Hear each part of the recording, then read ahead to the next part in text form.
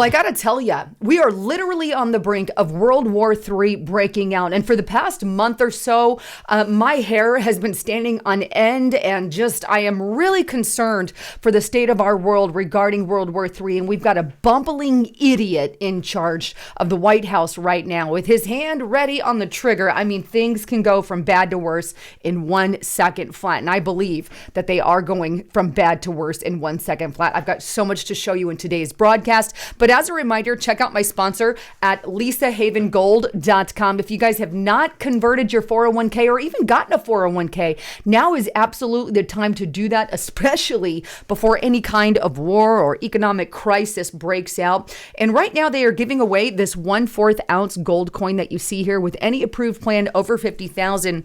So fill out this information at lisahavengold.com and get their ultimate gold and silver investment guide for free. Want more information? Click that more button or the description box below. All right, so let's talk about how things have really gone from bad to worse over just this past week, and how I believe that we are teetering on the brink of World War III, especially with all sides really begging for it. This is how I feel. I think they're all ready to pounce on war, and this is the last thing we want. We don't want war with nuclear powerheads. Take a look at what on. We all know that this week Joe Biden made a surprise visit to Kyiv in a major show of support for Ukraine. Take a look at this article here. This is on The Guardian. Joe Biden visits Kyiv in major show of support for Ukraine. So this was his first move, kind of like a big FU, if you will, to Russia, and stating basically there, we're going to give you more of our billions and billions and billions of dollars to Ukraine, and we're going to forever be in this as long as it takes. And this, of course, is ticking off Russia and also China. In fact, around that same time, China decided that they would send a diplomat to Russia, just igniting things even worse. Here we have Communist News Network, aka CNN. As Biden visit Ukraine, China's top diplomat goes to Russia, and while he was there, or while he had this meeting there, he made a really profound statement, which is this: China ready to join forces with Russia to divisively defend national interests, says Wang Yi. Now, this is on TASS.com, but here's what he said specifically, and I quote, on February 21st, the People's Republic of China is ready to join forces with Russia to divisively stand up for national interests and promote mutually beneficial cooperation in all areas. Wang Yi, director of the Office of the Foreign Affairs Commission of the Communist Party of China's Central Committee, said on Tuesday as he met with Russia Security Council Secretary Nikolai Patrushev. And here's what he said specifically. During a virtual meeting at the end of last year, our leaders, China's Xi Jinping and Russia's Vladimir Putin, came up with a plan for further development of bilateral relations. We are ready to join forces with the Russian side in accordance with the high-level agreements to decisively stand up for national interests and virtues and promote mutually beneficial cooperation in all areas, he said. So we've got this relationship between the two that has been formed. In fact, Yi is now promising to go to China. Here's the WallStreetJournal.com. China's Xi Jinping plans Russia visit as Putin wages war in Ukraine.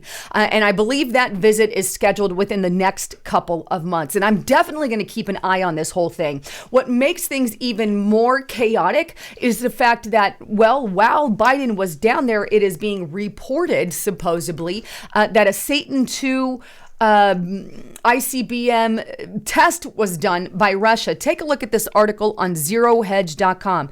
U.S. believes that Russia conducted Satan II ICBM test while Biden was in Ukraine. That is a straight up FU from Putin to Biden. I mean, things are really heating up. And to add a little fuel to the fire, so to speak, how about the fact that Russia also, as a result of all of that, just suspended our only nuclear treaty we had left. Take a look at this on apnews.com. Russia suspends only remaining major nuclear treaty with the U.S. Our major nuclear treaty now kaput, now done. Now, you don't do stuff like that unless you're actually ready for war.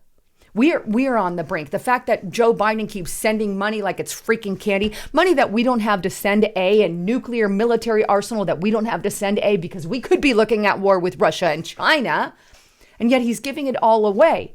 Well, here is yet even more wood to go on the fire, fuel for the fire, right? How about right after all of that, Russia summons our ambassador to Moscow. Take a look at this. This is on thehill.com. Russia summons U.S. ambassador to Moscow to protest expanding involvement in Ukraine. And I really think that there's more to the story that we're not being told. Okay, just leave that kaput there. But here's what it says. The ambassador was reportedly urged that Washington should withdraw U.S. and NATO alliance equipment given to Kyiv. This message of protest comes a day after Joe Biden made a surprise visit to Kyiv, his first since the war began and just ahead of the fighting's one-year anniversary at the end of this week. It looks to me like, or it feels to me like, we got a lot of pissed off leaders. And we could be very well potentially looking at World War III. Meanwhile, over in the United States of America, instead of getting more military personnel, we're making them go woke and showing them woke curriculum rather than focusing on military things. I'm really scared for our country. And let's just go through a couple of the latest headlines, right, that are going on, because I think this really adds more to the desperation that I hope we're all waking up to. Here's the Jerusalem Post. Zelensky's going out there saying if China allies itself with Russia, there will be World War III. If you do this, says Zelensky, then my bad boys United States of America and Europe are going to come after you. Better watch your back, China. I mean, really? You don't do that. You don't do that. Meanwhile, EU is also out there saying, EU warns China not to cross the red line by arming Russia, as Putin says he and Yi are tightening together. Now, I'm not for any of that, right? We should just stay out of it. That's my forte. But they're literally saying we can arm Ukraine, but you can't arm Russia. And if you do, we're going to break out into war. I don't think that's going to end well for anyone. I think this is going to put us in dire straits. And here we've got a mayor in Kyiv warning of nuclear war. Kyiv mayor issues dire nuclear warning for everyone on our planet, but he's not the only one. Also, Donald Trump is coming out making some very profound sense, saying, hey, Joe Biden's leading us to war. Wake up, wake up. Let's not get into war. We don't want World War III. And here it is. And this is on RepublicanBrief.com. Trump issues dire new warning. World War III has never been closer than it is right now. And I 100% agree with that dire warning that has just been issued by Donald Trump. Meanwhile, over in the UK, they decided to make preparations for war. They're actually sending out messages to their people saying, hey, if you get this text message, it means we're at war. Take a look here. And this is on express.co, a test text message warning of world war to be sent to your mobile in weeks. And that's over in the UK. Basically, they're testing a national warning system saying, hey, you're now at war. And we're going to test and do a test run to make everybody get this message. But that's terrifying. That is downright terrifying. Meanwhile, we got a blubbering idiot in charge saying stuff like this. I just have to play this because it's pathetic. Take a listen. Would we respond, or would we look the other way? Would we be strong, or would we be weak? Would all of our allies would be united or divided? Would all our united be divided? We look so strong as a country, don't we? What a blubbering idiot.